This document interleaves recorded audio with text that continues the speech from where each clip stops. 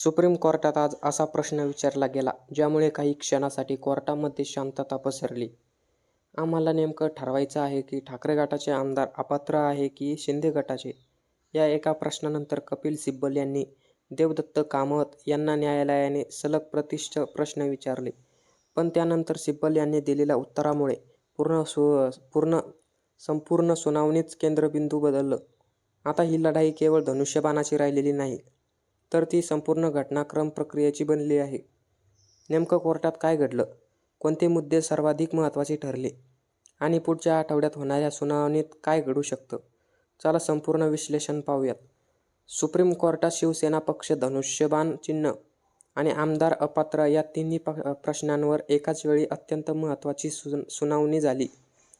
गेल्या काही दिवसापासून कपिल सिब्बल सातत्याने उद्धव ठाकरे गटाची बाजू आक्रमकपणे मांडत आहे.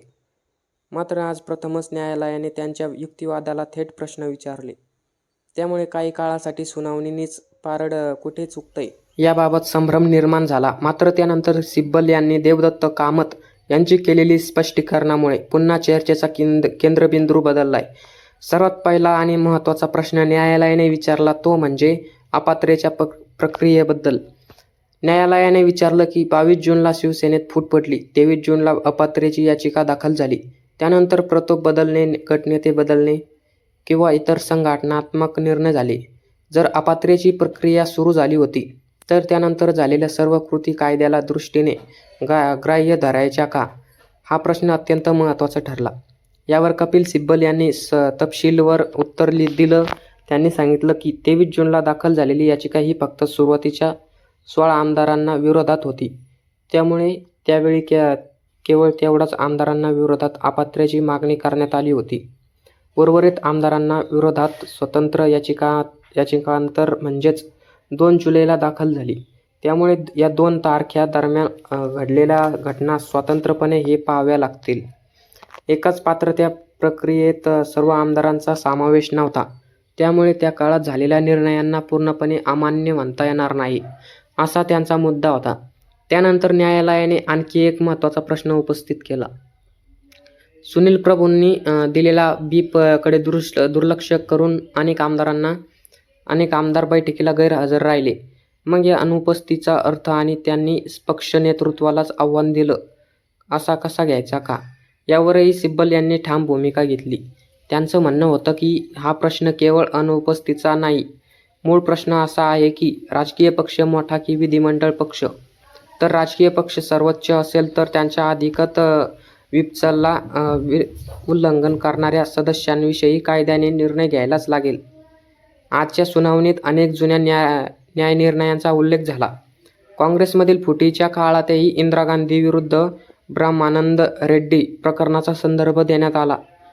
त्यावेळी दोन्ही गटांना स्वतंत्र चिन्ह देण्यात आलं. तसेच समाजवादी पक्षाची संबंधित प्रकरण आणि केवळ उच्च न्यायालयातील काही निर्णयांची उल्लेख करण्यात आला. यामागचा उद्देश एकच होता, पक्षातील फूट आणि पक्षाच्या मालकीचा प्रश्न न्यायालयाने यापूर्वी कशा पद्धतीने हाताळला होता हे दाखवून देणं. दरम्यान कपिल सिब्बल यांनी निवडणूक आयोगाच्या भूमिकेवर पुन्हा जोरदार प्रश्न उपस्थित केले. त्यांनी विचारलं की 2018 मधील शिवसेनेच्या पक्ष घटनेत बदल झाला असा आयोग घेतो, पण ठाकरे गटाने ती घटना आयोगाने पाठवलीच नव्हती, तर आयोगाकडे ती आली कुठून?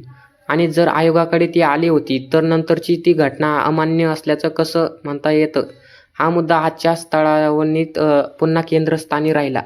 शिपाई यांनी आणखी एक महत्त्वाचा दावा केला. त्यांच्या मते सुरुवातीचाच एकनाथ शिंदे यांच्याकडे स्पष्ट बहुमत नव्हतं. आधी 16 आमदार, नंतर 31, त्यानंतर 39 अशा टप्प्याटप्प्याने त्यांचं संख्याबळ वाढलं. अनेक खासदार आणि आमदार सत्यानंतर त्यांच्या बाजूने गेले. म्हणजेच बहुमत हे सुरुवातीपासून नव्हतं, तर सत्ता स्थापन झाल्यानंतर वाढलं. त्यामुळे केवळ नंतरच्या संख्याबळावर पक्षाची मालकी निश्चित करणं योग्य ठरेल, हा प्रश्न त्यांनी उपस्थित केला.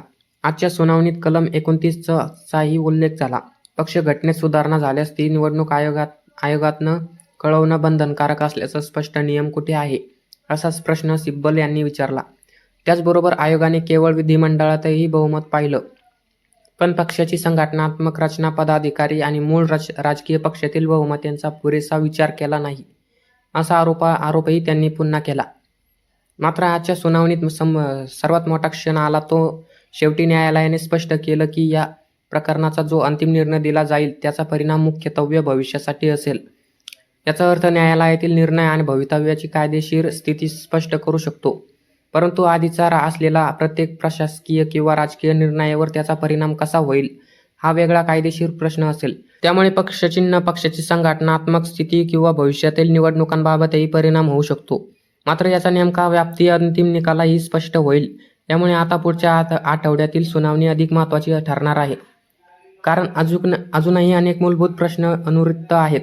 राजकीय पक्ष आणि विधिमंडळ पक्ष यांचं नातं काय? अपात्रतेचा निर्णय आधी व्हायला हवा होता का? निवडणूक आयोगाने योग्य निष्कर्ष वापरावे का? आणि सर्वात महत्त्वाचा प्रश्न म्हणजे सुरुवातीच्या 16 आमदारांच्या अपात्रतेचा प्रश्न संपूर्ण प्रकरणावर किती परिणाम करू शकतो. एक गोष्ट मात्र स्पष्ट दिसते, दोन्ही बाजूंना आता कायदेशीर लढाई अत्यंत टोकाला पोहोचली आहे. कपिल सिब्बल आणि देवदत्त कामन यांनी आज अनेक महत्त्वाचे मुद्दे मांडले, तर न्यायालयानेही अनेक कठोर प्रश्न विचारले. अंतिम निकालाबाबतही कोणता निष्कर्ष अद्याप झालेला नाही. मात्र पुढच्या आठवड्यातील सुनावणी या प्रकरणाचा पुढचा मार्ग निश्चित करण्यात निर्णायक ठरू शकतो. तुम्हाला याबद्दल काय वाटतं? कमेंट करून नक्की सांगा. आणि असेच माहितीपूर्ण व्हिडिओ बघण्यासाठी आपल्या महाराष्ट्राची बातमी या यूट्यूब चॅनलला सबस्क्राईब नक्की करा. धन्यवाद.